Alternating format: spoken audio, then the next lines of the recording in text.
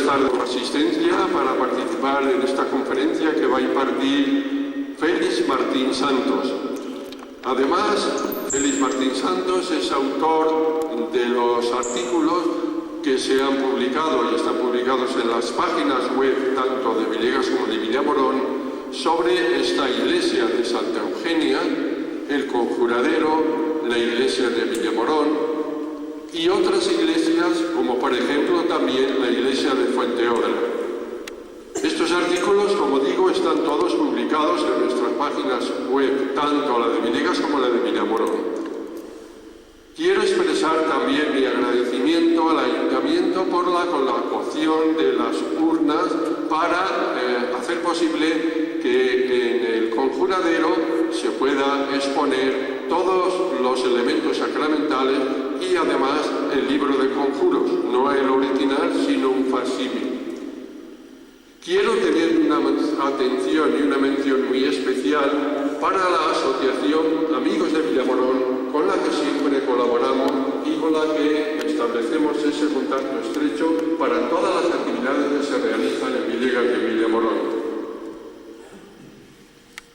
Pretendemos de esta manera que a lo largo del año se realicen diferentes actos culturales que tengan su incidencia en el pueblo y en todos aquellos que nos quieran visitar. A todos ustedes creo que se les ha entregado un díptico. Ese díptico lo ha editado la Asociación Cultural Puentipiedra. Se ofrece un pequeño resumen de todos los elementos sacramentales y, por supuesto, del libro de conjuros.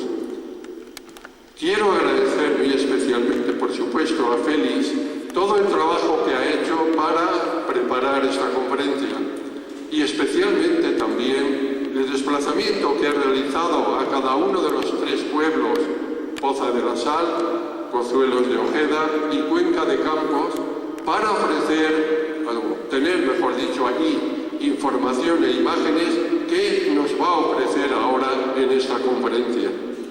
Pido para él un fuerte aplauso porque se lo merece. Gracias. Gracias.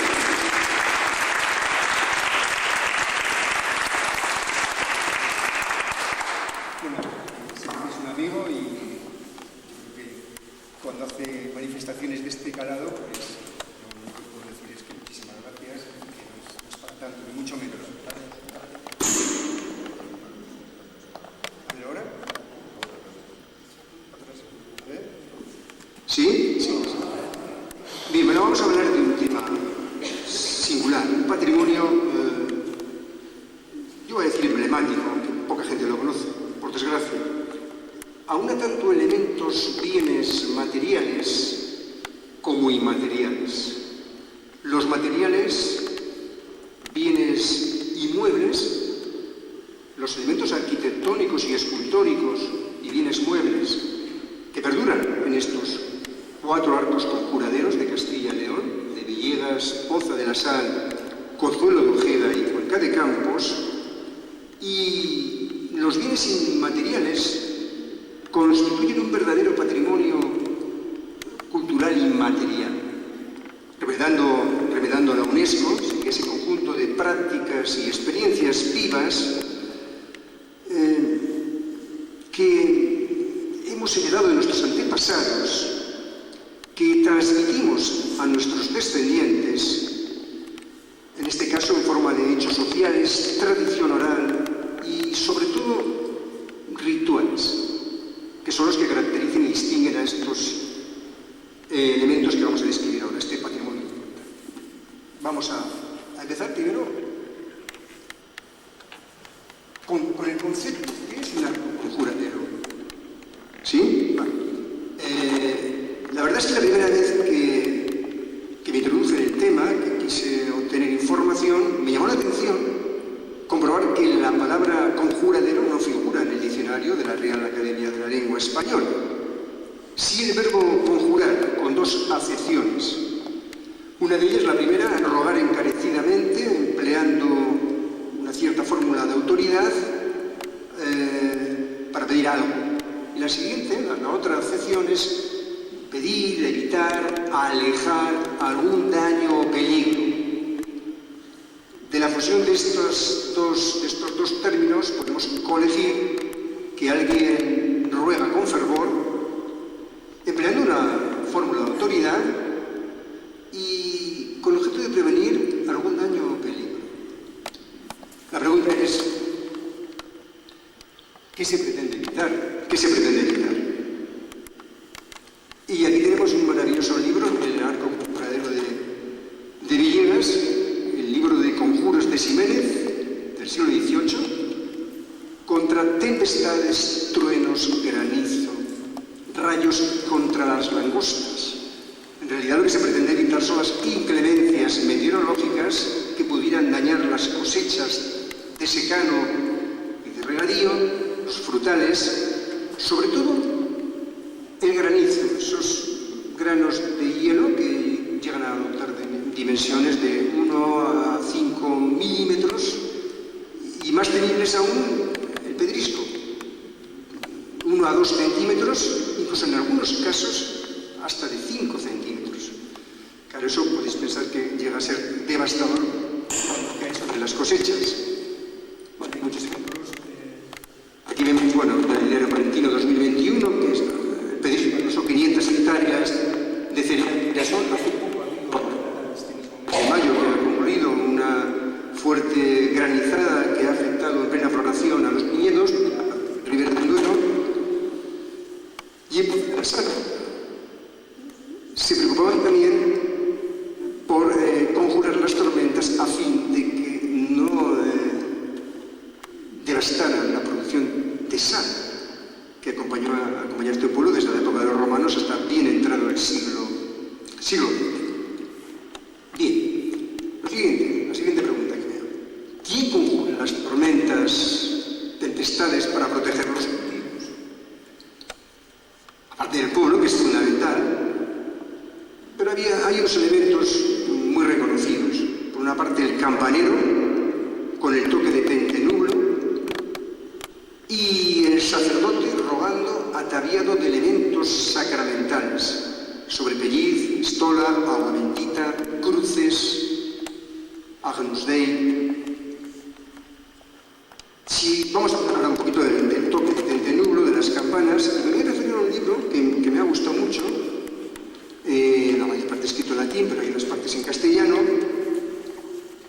que es la práctica para exorcistas y ministros de la Iglesia, en que con mucha erudición y singular claridad instruyen exorcismos para lanzar, alejar los demonios y curar espiritualmente todo género de hechizos y maleficios. El título es largo, pero bien merece la pena oírlo como tal. Este libro lo escribió un sacerdote, el padre Benito Remigio, y fue publicado. Saco a colación porque en la página 110 explica un poco por qué el toque de campanas. Dice que la causa por que al levantarse las tempestades tocan las campanas es porque los demonios temen mucho su sonido y tanto que al oírlas huyen, como lo testifican muchos y graves autores. Ahí pone una retahíla de ellos. Bueno, pues bien, habría que adelantar que ningún sacerdote y la Iglesia nunca va a proceder a conjurar ni a exorcizar ningún tipo de tempestad si no están convencidos de que estas son producidas por demonios. Luego hablaremos de ello. Bueno, aquí tenemos el toque de pentenublo en Poza de la Sal. Esto hicieron el año pasado, me lo pasó Cristóbal Cuevas, pozano con bastante interés en divulgar este patrimonio, también de la Asociación de Danzas de Poza de la Sal. Bueno, la verdad es que el toque de pentenublo suele tocarse, pues yo creo que en verano en muchos pueblos de Castilla, ¿no? Aquí tenemos el de Almillé de Valdivieso, el de Santibáñez Zarzagüda, parecidos, ¿no? Toque de pentenublo en Terradillos de Serrano, Puente Dei. Este es de Espinosa de los Monteros. ¿Quieres sacar las campanas buenas?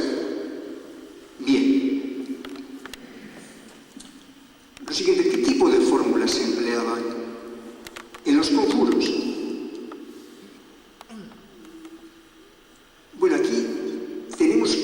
considerar tanto la tradición oral, ruegos, letanías y ejaculatorias implorando al cielo, a Dios y a ciertos santos como Santa Bárbara, cuanto lo escrito y descrito en una serie de textos, como el libro de conjuros que aquí mostramos del siglo XVIII, que se conserva magníficamente, sobre todo después de la restauración, aquí está el arco conjuradero de Villegas, siglo XVIII, y el del siglo XVII, de 1688, de Benito Remigio, que vamos también a hablar, a comentar algunas cosas que me parecen importantes. Bien, estamos en él. Bien. Claro, estos textos escritos pretendían protocolizar, cristianizar, entre comillas, todo este conjunto de ritos que para la Iglesia se confundían, rayaban en lo pagano, en la hechicería, supersticiones e incluso brujería. Ya un Papa Alejandro VII sancionó una serie de protocolos para atajar esto. Y el libro este de conjuros, el libro de exorcizar de Benito Remigio, se publicó años más tarde, 2 décadas más tarde. Pero en el siglo XVI, en 1529, un inquisidor burgalés, Fray Martín de Castañeda, en su tratado de supersticiones, hechicería y varios conjuros y abusiones, y de la posibilidad y remedio de ellas, criticaba todo este fenómeno de conjuros porque decían que lo que hacían era jugar con la nube como con una pelota. Parece que les gustaba desplazar la tormenta, alejarla de su polo para que precipitara en la del vecino. Y hay uno de los que yo creo que se menciona en Cuenca de Campos, es: tente, nublo, tente, si eres agua, ven acá. Si eres piedra, vete allá. Detente, nube maldita, que Dios puede más que tú.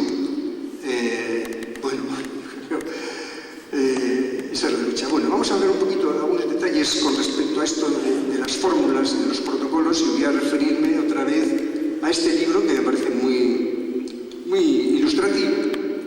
Por ejemplo, el capítulo 4 se dedica exclusivamente a los conjuros de las tormentas. Y en la página 106, lo que afirma al final es que ningún sacerdote debe conjurar ninguna tormenta si no está absolutamente seguro de que es causada por diablos, por demonios. Hay una condición. No sé cómo podría el sacerdote saberlo, pero el caso es que está en una condición que había que cumplir. En tal caso, el sacerdote acudiría a la iglesia, se dirigiría al sagrario, al tabernáculo, abriría, discurriría el ara del Corpus Christi, la custodia, encendería unas velas a ambos lados, abriría el misal con las imágenes de Gitu y a continuación tocaría las campanas para que algunos devotos del lugar vinieran a ayudarle con sus oraciones y prédicas, a hablar con la nube y a hablar con Dios. Y además ellos decían en este libro que mejor que lo hiciera dentro de la iglesia, porque parece más razonable hablar con Dios dentro de la iglesia que fuera. Sin embargo, también decía, lo escribió, que a la gente no le gustaba tanto esto cuanto que el sacerdote saliera ataviado con el sobrepelliz, estola, agua bendita, echando agua bendita y enseñando la nube a la luz en la puerta de la iglesia o en el cementerio, no dentro de la misma. Quizá ya, pues hablaremos luego de los actos conjuraderos, están todos muy próximos a iglesias. Bueno, bien, aquí básicamente ya en la cuarta parte sobre exorcismos contra las tempestades de truenos, rayos, granizo. Bueno, pues algunas partes están en castellano, ¿no? Aquí dice: aquí muestra la cruz hacia las nubes diciendo, un poco en latín, y deciráis que esta es el madero de la Santísima Cruz, huye de todas sus partes porque resultarás vencido, en nombre del Padre, del Hijo y del Espíritu Santo, a Jesús, dice que es el león de la tribu de Judá, el rey de David, que fue el que la fundó como tal. Bien, siguiendo con la tradición oral, pues hombre, hay muchas ejaculatorias. Santa Bárbara es una de las más conocidas, ¿verdad? A mí me gusta mucho esta del concejo de Somío en Asturias. Hay que pensar que estos los arcos conjuraderos no es exclusivo de Castilla y León, sino prácticamente de toda España, mucho en el norte, Asturias, también en el Pirineo. Y bueno, Santa Bárbara bendita, que en el cielo estás escrita con papel y agua bendita. Santa Bárbara doncella, aléjanos de la centella y del rayo mal parado. Jesucristo está enclavado. Bueno, Santa Bárbara, aquí tenemos una Santa Bárbara que la conocéis todos muy bien, los que sois de Villegas, es la que está en el curadero. Luego veremos a hablar de ella. Bueno, Santa Bárbara, en realidad, ¿por qué la Iglesia la nominó Santa Protectora de las personas y de los bienes frente a las tormentas? Pues porque su padre fue fulminado por un rayo inmediatamente después de decapitarla. Ella quería convertirse al cristianismo y su padre no estaba dispuesto a ello. Pues ese hecho de que fuera inmediatamente fulminado por un rayo hizo que la Iglesia efectivamente la nombrara Santa Protectora de las personas y de los bienes frente a las tormentas. Estamos hablando del siglo III, ¿no? De nuestra era. Hay un pueblo en Ágreda, Soria, que mezcla detalles de San Bartolomé, otro de los protectores, con Santa Bárbara, ¿no? Dice: San Bartolomé las manos se lavó y a Jesucristo encontró. ¿Dónde vas, Bartolomé? Bartolomé, vete a tu casa, tu mesa y posada, que yo te daré un don.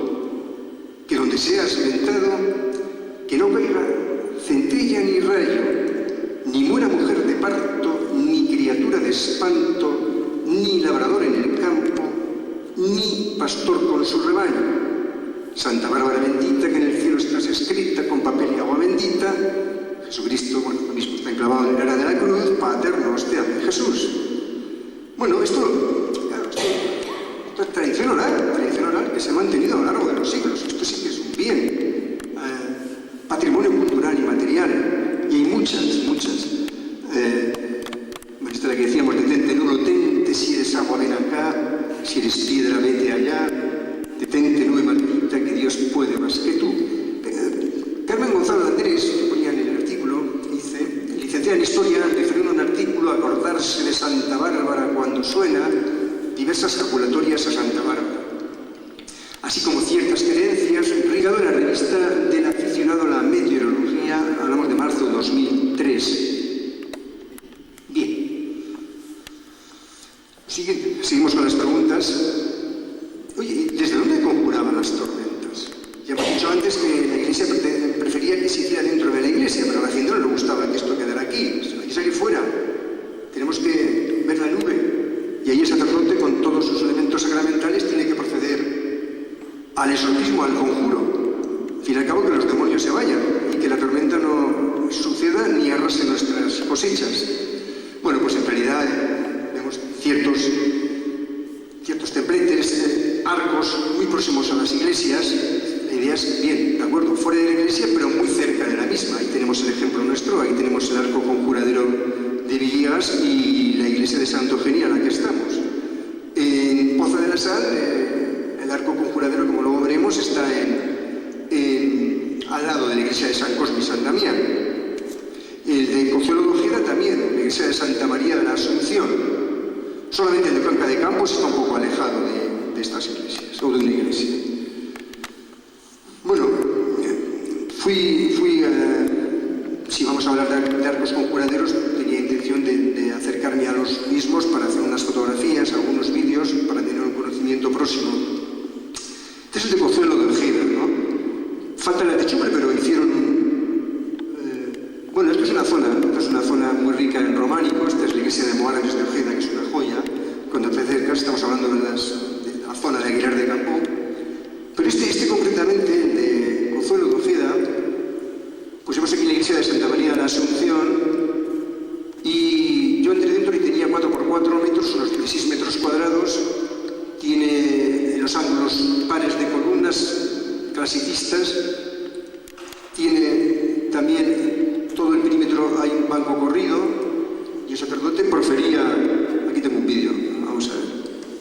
me acerco, piedra caliza, de sillería, buena sillería. O sea, que tuvieron el detalle de hacer una construcción, me parece interesante, orientada a los 4 puntos cardinales. Vemos ahí pues, todo el perímetro con ese banco corrido y esas columnas. Y enfrente la iglesia de nuestra Santa María, Nuestra Señora de la Asunción. Consuelo de Ojeda. ¿Qué era esto? ¿No? Como testigo de siglos de conjuros por parte de sacerdotes y el pueblo probablemente antes también, a fin de que toda esta zona plena de cereales pues no sucumbiera ante tormentas realmente temibles, ¿no? Con todos los elementos que luego vamos a ver en otros. Bien, este es el arco conjuradero de Poza de la Sal. En el lienzo sur de la muralla de Poza tenemos la puerta de la Concepción, que comunica la Plaza Viejo del Mercado con la Plaza Nueva. Allí, a menos desde 1694, cuando construyeron este balcón, un sacerdote conjuraba las tormentas de granizo y para ello se valía de agua de San Gregorio que traían de un pueblo de Navarra, los Arcos, de la cual se beneficiaban otros pueblos de la comarca.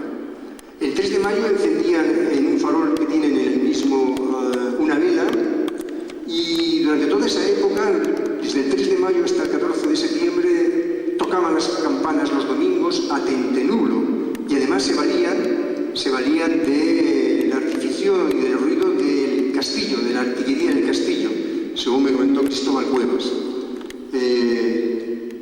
Bueno, aquí vemos justamente el acceso a la plaza del mercado. Desde arriba tenemos aquí la iglesia de San Cosme y San Damián, justamente la plaza viejo del mercado, y esta será la imagen, la orientada a la plaza mayor, a la plaza nueva. Este es el farol, el pollo que está en parte restaurado. Conservan algunas cruces del farol, no tienen ya el libro que también tuvieron de conjuros de Pedro Ximénez. Bueno. Arco conjuradero de Cuenca de Campos. Esta Valladolid, una zona tierra de campos. Aquí hay referencias, según el alcalde Faustino González, ya de 1550. Tales rituales cesaron en torno a 1886. Luego se reanudaron en el 2006, durante la primera quincena de agosto. Ellos hacen una auténtica fiesta que sea declarada fiesta de interés regional y prácticamente implican a todo el pueblo y a la gente que tenga bien colaborar. Pues como antaño, además del campanario del sacerdote, era fundamental la presencia de los cuadrilleros. Era personal del ayuntamiento que cuando había una tormenta estaban al acecho, avisaban al concejal de tormentas, había un concejal para tal efecto, y este se comunicaba con el regidor y con el sacerdote para que fueran a la iglesia de Santa María del Castillo y allí, bueno, se dirigieran a la ermita de Santa Bárbara, en un cerro situado a cierta distancia del pueblo, el único que está un poco alejado, para pues el sacerdote, igual que he dicho antes, ataviado de los elementos sacramentales, procediera a conjurar las tormentas. Este es un pueblo que tiene una plaza mayor, con soportales, con un ayuntamiento del 16, este es el alcalde que ha revitalizado todo esto desde hace unos años. Aquí arriba ya estamos dentro de... Bueno, la imagen de Santa Bárbara, la ermita de Santa Bárbara, porque allí estaba la imagen de Santa Bárbara, que ahora guardan en la iglesia de Santa María de la Asunción. Y cuando en verano acuden al conjuradero, llevan todos en procesión, incluso han participado algunos grupos de teatro. Y aquí yo creo que sí, aquí hice un pequeño vídeo, me acerco un poco al mismo para que lo veamos. Y bueno, pues ahí vemos el convento de las Clarisas, dedicado a San Bernardino de Siena, y luego las iglesias, pero están un poco alejadas. Es el único que no está al lado de una iglesia. Y ya veis que es una construcción totalmente nueva. Bueno, tiene el detalle de no destruirlo y de restaurarlo plenamente. Cuando fui con mi mujer a verlo, pues me llamó la atención que en ese momento, bueno, atalaya de Cernícalo Primilla, ¿no? En esa imagen de Cernícalo Primilla. Pero bueno, este es el lugar, supongo parecido a lo que antaño tuvieron, y a través de esa ventana, pues claro, ahí tienes el convento de San Bernardino de Siena, la base de las Clarisas, y luego las iglesias de San Justo y San Pastor y de Nuestra Señora de la Asunción. Bien, pasamos. Bien. Pero no aburrimos mucho, un montón de tiempo. Cuanto más tiempo, peor, ¿no? Vamos a entrar un poquito ahora en las de Arco Conjuradero de Villegas, ¿cómo no?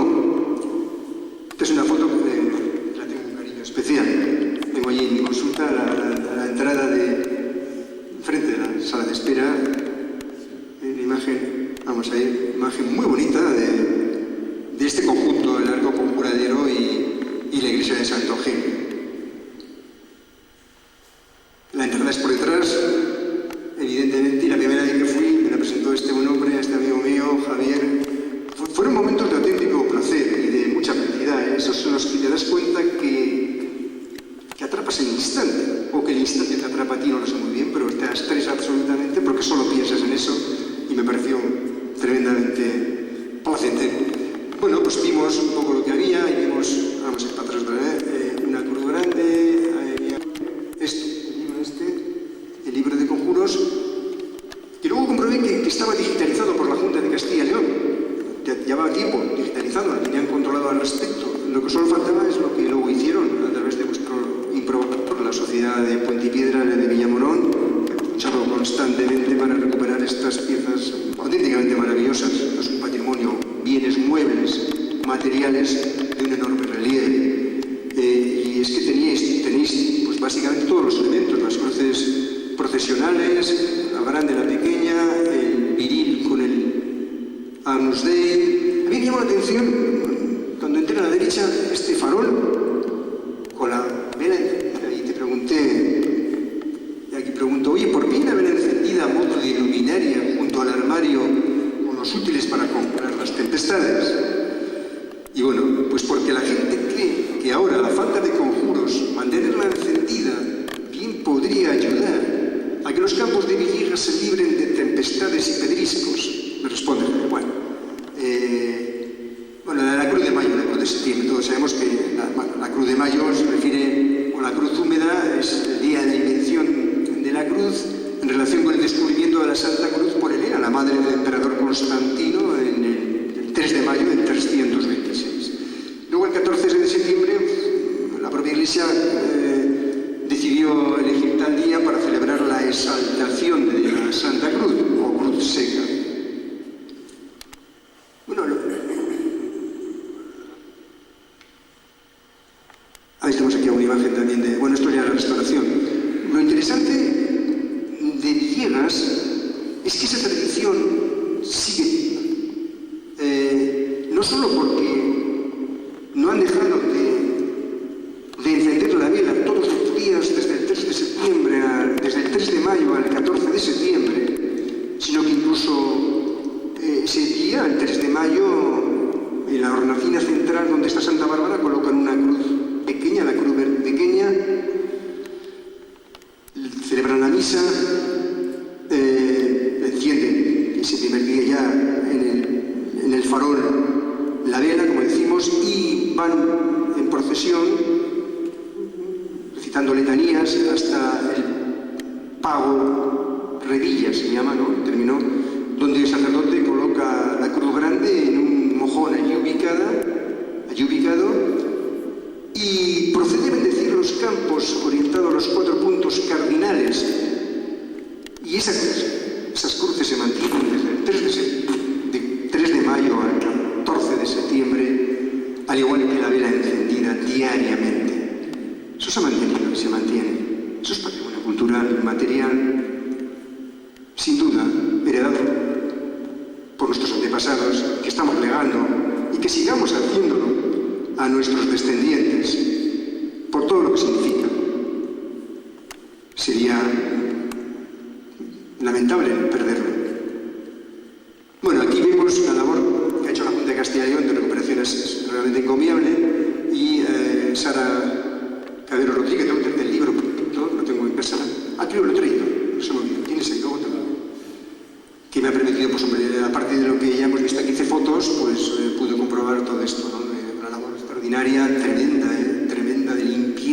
conservación, de rehabilitación de todo, las tres cruces, de los candelabros, del farol, ahí al final se ha puesto uno, porque estaba en mal estado, uno nuevo, de las cruces procesionales, del Agnus Dei. Dios, una labor extraordinaria, ¿no? El armario, que además ya del origen su objetivo fue guardar el viril con el Agnus Dei, porque vemos fuera el Agnus Dei, la imagen, bajo un arco de medio punto y arriba un ángel, probablemente madera de nogal, a los laterales unas imágenes geométricas ovaladas con cartelas. Bueno, tuvieron cierto cuidado, hablamos de elementos que se mantienen del siglo XVIII. Pues algunas, el Agnus Dei, la limpieza que hicieron también extraordinaria, faltaba un trozo de cristal que sustituyeron detrás de la última cena, la Santa Cena. Vemos aquí la cruz grande, un candelabro, una restauración bastante meritoria. Estas cruces, bueno, estaban llenas de incrustaciones de latón con letras y con nombres de santos, algunas. Esta más grande llama la atención, que tiene 7 cubículos que albergan cruces de madera sobre terciopelo rojo y que se cierran con cristal soplado y brillo de latón. Hablamos de finales siglo XVII, siglo XVIII. Aquí. Este es el antiguo farol que yo vi, que también ha hecho una labor de restauración extraordinaria, el cristal del estaño. Ahora este otro, para que pueda encenderse la vela, está guardado, ¿no? Bueno, yo no me quiero extender más. Sí he puesto la primera diapositiva, arcos conjuraderos de Castilla y León. Esta última, pongo lo mismo, pero además bienes de interés cultural.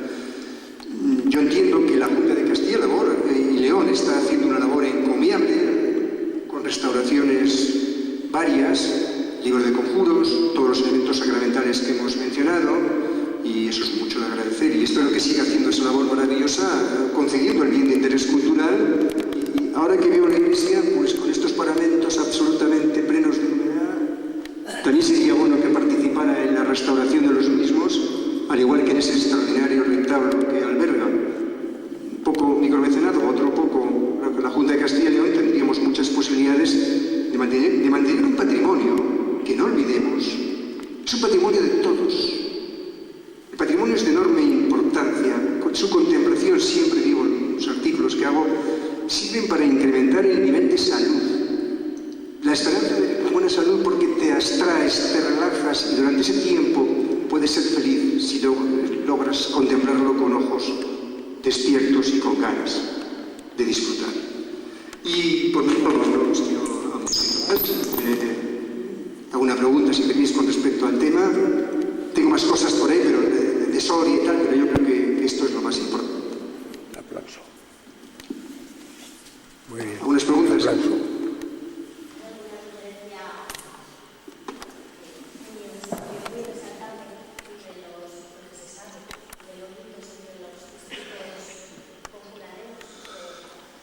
Básicamente todos coinciden un poco en lo mismo, ¿no? Ahí sí que hay cierta homogeneidad, ¿no? Sacerdote, además esos libros que intentaron protocolizar y regular todo esto, ¿no? Siempre un sacerdote ataviado de esos elementos sacramentales que también se conservan en parte en el arco conjuradero de Poza de la Sal, que los de Cuenca de Campos constantemente desde hace unos años están sacando los primeros 15 días de agosto.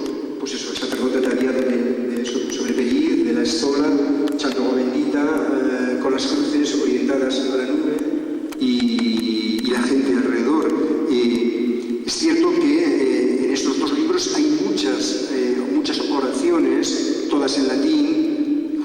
Hablamos de un libro entero sobre exorcismos, sobre conjuros de tempestades, de Villegas, el de Pedro Ximénez y el del 1688 de Benito Remigio, todo el capítulo 4 referido a él. Ese libro de Benito Remigio es muy interesante porque, como hemos visto antes, intentaba justificar por qué tocan las campanas y por qué los diablos se ahuyentan ante un sonido que realmente les atemorizaba, y la importancia de que para que uno hiciera conjuros tenía que demostrar que había demonios en ellos. Bueno, no me enrollo porque te estoy contestando más de lo que me has preguntado. ¿Alguna pregunta más?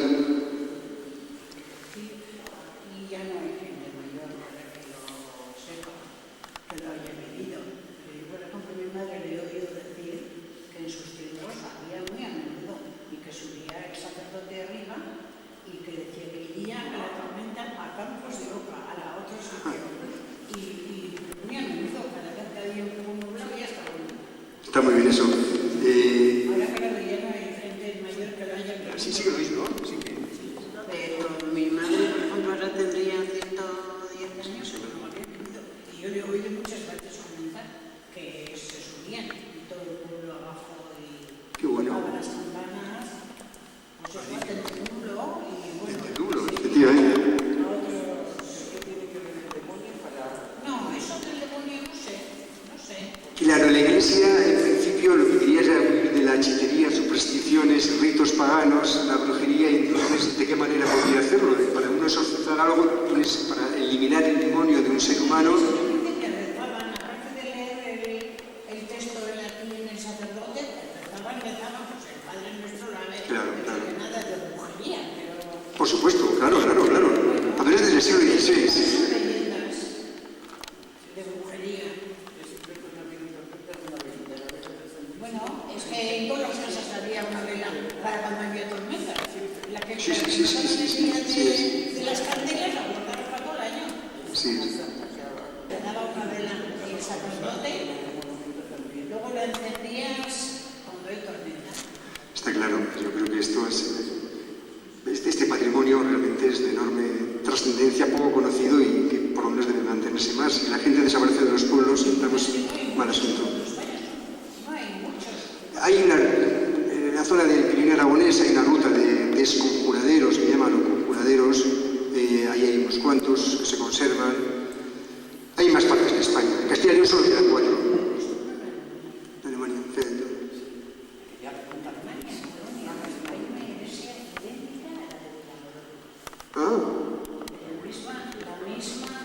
La misma construcción, la misma época. Gótico, claro, sí. Muy bien. Pedro. Y ahora todos somos sorprendidos. Sí, hay todo el año.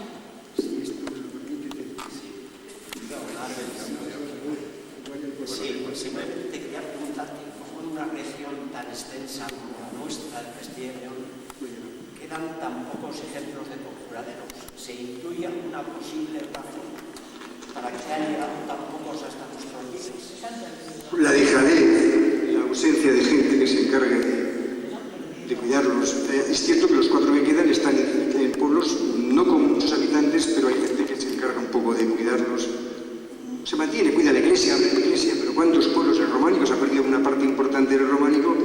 Porque al final solo queda la iglesia, y si la iglesia queda y no queda la gente, ¿quién se va a encargar de cuidarlo?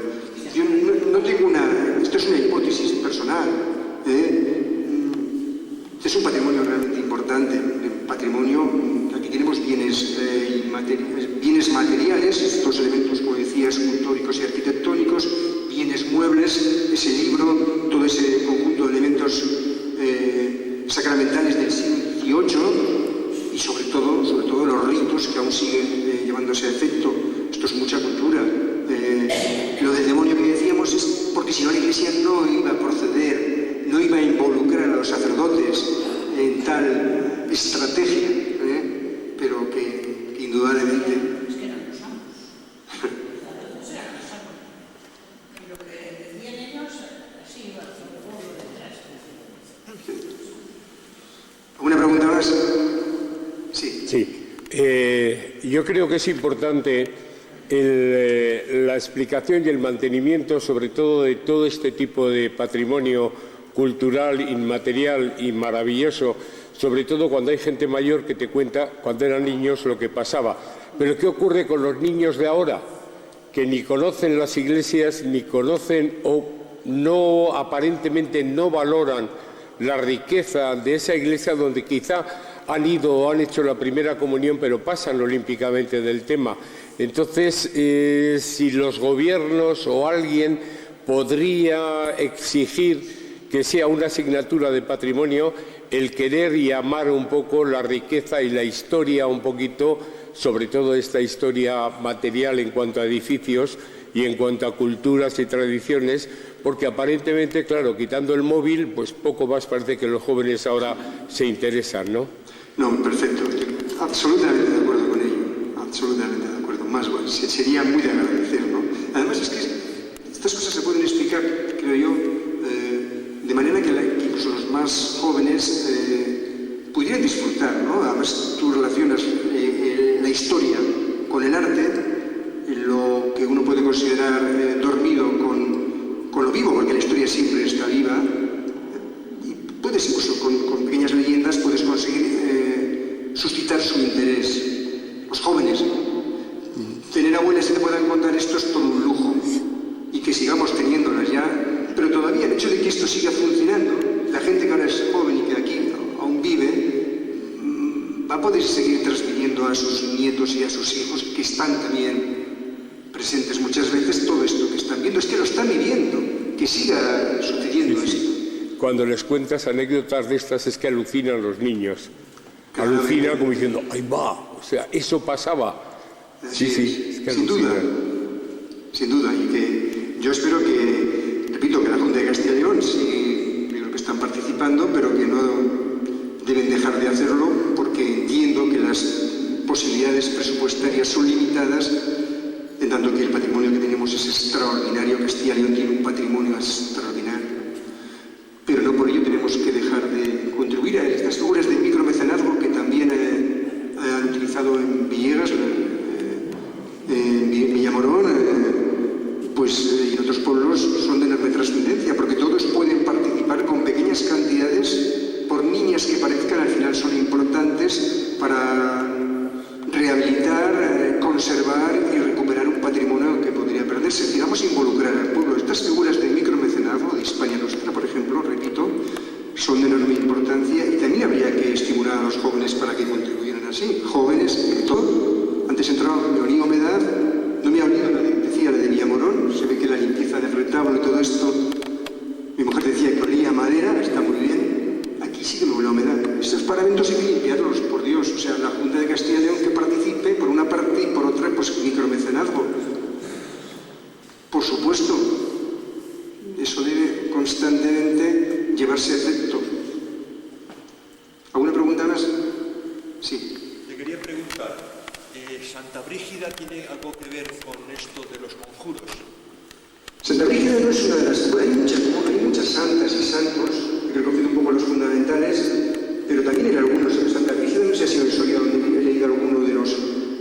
Soria no tengo por aquí. Bueno, Soria he sacado unos, pero no hay arcos conjuraderos. En Soria lo que perdura, y hay algunas que tienen letanías a Santa Brígida, lo que perdura son lo que llaman cruces, calvarios, y otra figura, pero no quedan arcos conjuraderos. Tengo por aquí la imagen al final. Aquí, vamos a ver. Esta sí, miren. Sí, conjuraderos sorianos en realidad no quedan, lo que son cruces, calvarios, frontones y peirones. Y en algunas he leído algo de Santa Brígida. Porque hay un libro que leí de 50 y tantas páginas, escrito por Pedro Javier Cruz Sánchez y por Marisol Encinas, muy interesante porque se dedicaron a recoger todas las cruces, como digo, calvarios y peirones que hay en esa zona del suroeste de Soria, y luego hicieron la Junta de Castilla y León el 10 de agosto, hicieron una pequeña exposición, bueno, que también vamos a mencionarlo. No quedan arcos conjuraderos, pero en esas cruces un sacerdote iba allí, sí que conjuraba tormentas, y bendecía los campos, tenía una triple misión: bendecir los campos, proteger los caminos y conjurar las tormentas. Sí, pero he cogido más las que he podido poder plasmar también en unas diapositivas, pero sobre todo Santa Bárbara es la más constantemente, pero hay más, San Bartolomé, antes a San Gregorio, hay toda una panoplia, hay un número importante de santos que de alguna manera parece que estaban bendecidos para protegernos de las tormentas. Te lo comento porque en Villavedón, en la víspera de Santa Brígida, los mozos del pueblo subían al campanario, primero recorrían el pueblo recogiendo viandas, se subían al campanario y durante toda la noche tocaban las campanas precisamente para evitar las tormentas y los daños. ¿Villamorón has dicho? No, Villavedón. Villavedón, al lado de Sandoval de la Reina. Ajá, vale. Por eso te preguntaba sobre la Santa Brígida. No, pero que yo creo que te convenció a Dios, Jesús y a santos varios. Cualquiera puede ser válido para conseguir el objetivo pretendido, ¿no? Que no haya tormentas, que no arrasen los campos, los cultivos, ¿no? Bien antes no había ni sindicatos agrarios ni seguros que pudieran paliar en parte las cosechas. Por eso al campesino solo le quedaba implorar eso al cielo, ¿no? O a ciertas santas, Santa Bárbara y todas las que quieras. Una pregunta. Muy bien. Bueno, pues muchas gracias. Ha sido muy interesante toda tu intervención. Te agradecemos de verdad el interés que has tenido para preparar todo esto, desplazándote, como ya he dicho antes de la presentación, a cada uno de los pueblos para conseguir la información de imágenes y la propia información que nos has ofrecido aquí. Gracias por todo ello, de verdad, gracias. Y gracias a todos ustedes por haber venido y por estar presentes aquí en esta tarde. Lamentablemente no ha habido muchos, pero los pocos de calidad, porque verdaderamente indica que los que han asistido es porque tienen interés en saber o en conocer un poco todo esto y sobre todo porque tenemos interés en que haya una continuidad y que esto pueda seguir adelante. Efectivamente, Félix nos indica que la gente joven tiene que participar. Esperemos que se nos oiga. Gracias a todos por su asistencia y a Félix un fuerte aplauso.